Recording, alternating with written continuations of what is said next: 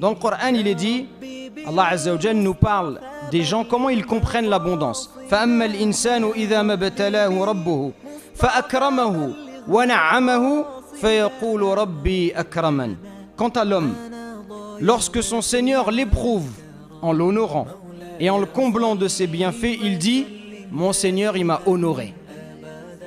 En d'autres termes, celui à qui Allah il a donné des bienfaits, il se dit, Allah, il m'a honoré par ses bienfaits, c'est-à-dire Allah, il m'a donné ses bienfaits parce que je le mérite, parce que je suis une bonne personne.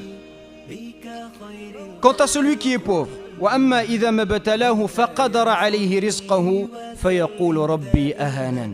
Mais par contre, quand il l'éprouve en lui restreignant sa subsistance, il dit, mon Seigneur m'a avili.